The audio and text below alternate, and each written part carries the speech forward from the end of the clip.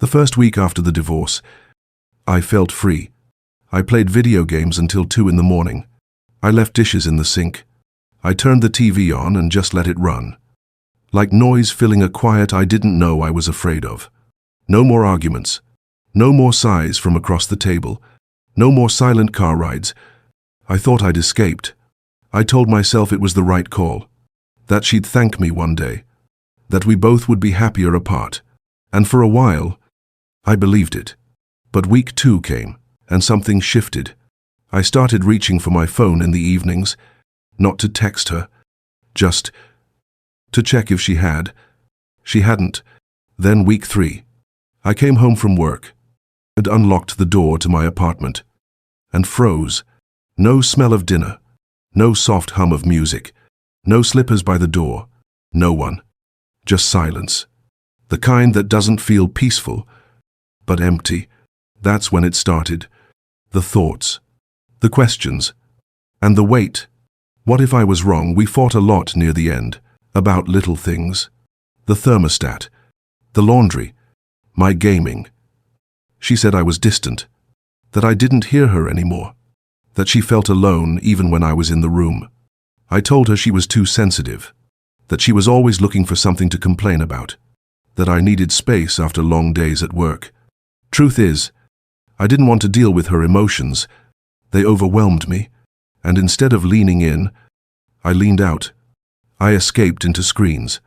I disappeared into games, because controlling a fake world was easier than showing up in a real one. So when she finally said she couldn't do it anymore, I didn't fight. I just nodded. Looking back, I realized that moment wasn't strength. It was fear. I was too afraid to ask what she really meant. Too afraid to admit I'd been gone long before she left. I moved out a week later. Small apartment. Cheap coffee table. Quiet. At first, I told my friends I felt relieved, that I had space to think, that I could breathe again. But I wasn't breathing. Not really. I was suffocating in silence. Every chair I sat in felt wrong. Every meal I cooked tasted flat. And at night, when I reached over to the other side of the bed, it was always cold. I didn't miss the fights. I missed the version of her I stopped noticing. The way she made my coffee just right. The way she sang to the dog while cleaning. The way she laughed at her own jokes. I missed the life I didn't even realize was slipping away. One night, I opened a notebook. I hadn't written anything in years, but the words just came. Not poetry. Not an apology. Just truth. Pages and pages of it. All the things I didn't say when she was here. All the things I didn't want to face about myself. I was selfish. I was avoidant. I was emotionally lazy. I expected her to carry both of us when I shut down.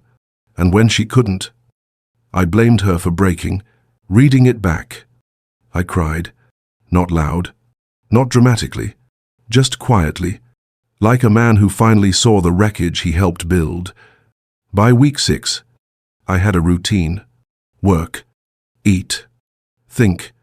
I stopped playing games. Started walking more. Started sleeping again. Still no word from her. Part of me was angry. Didn't I deserve some credit for changing? Wasn't I doing the work now? But another part, the deeper, quieter part knew this wasn't about her. It was about me. Facing who I had been, owning the weight I placed on her, and learning how to carry it myself. Week 7, I wrote her a letter, not to get her back, not to beg, just to say what I should have said long ago. I'm sorry, not for the fights, not for the ending, but for not showing up, for choosing comfort over connection, for making you feel alone while I stood beside you. You didn't fail. I did. And I'm sorry. I mailed it the next morning. And then I waited. Days passed. Then a week. Then 2. No reply. I checked the mail every evening, though I knew she probably wouldn't write back. I told myself it didn't matter, that I had done my part. But the silence said otherwise. It wasn't just the absence of her response. It was the realization that maybe she had finally moved on. And maybe, this time, I was the only one still standing in the ashes. One night, I opened the drawer where I kept her wedding ring. I don't even remember why I took it. Maybe I told myself I'd return it someday. But holding it again felt heavier than it should. That small circle of gold, it wasn't jewelry anymore. It was a reminder of everything I had broken without realizing it. I sat there on the floor, the ring in one hand, the letter copy in the other, and for the first time, I didn't cry for her, I cried for me. For the man I had been, the man who thought being distant was strength, the man who confused avoidance with peace. I had called it freedom, but it was loneliness dressed in pride. I used to think men like me were unlucky. That love had betrayed us. That women were the unpredictable ones. But sitting in that apartment, surrounded by the mess I made, I realized I had betrayed myself first. Every time she asked for my attention and I gave her silence, I was teaching her to stop reaching out. Every time I escaped into my games instead of her arms, I was teaching her to live without me, and when she finally did, I called it abandonment. The truth hit hard. I didn't lose her in one fight. I lost her in 1,000 small moments when I wasn't there. After that night, I started to rebuild. Not to win her back, but to meet myself again. I began waking up early. No more snooze button. No phone beside the bed. I ran every morning, even when it hurt. I forced myself to face the day without distraction. No screens. No noise. It's funny how pain teaches discipline better than comfort ever could. At work, I stopped pretending everything was fine. I told my colleagues the truth that I'd been divorced, and I was still learning how to breathe through the guilt. And to my surprise, they didn't look at me with pity. They looked at me like they understood. Turns out, every man has his own version of that ring in the drawer. A few weeks later, I saw her at the grocery store. I wasn't ready for it. She looked good, lighter somehow. She smiled politely, the way you do when you see someone who used to know you deeply, but no longer does. We talked for less than a minute. Weather, work, nothing real. I wanted to tell her everything that I had changed, that I was sorry again, that I missed her, but I didn't, because I realized something as she walked away. She didn't owe me closure. She didn't owe me forgiveness. What she owed me, she had already given. Years of patience, years of trying, years of love I hadn't known how to receive. And I had already spent it all. That night, I didn't write another letter. I didn't replay the conversation in my head. I just sat on my balcony, looked out at the city lights, and let myself feel the quiet. Not the empty kind this time, the peaceful kind. I whispered a thank you not to her, but to life, for giving me a chance to start over before it was too late to see myself clearly. Because that's the truth most of us men learn too late.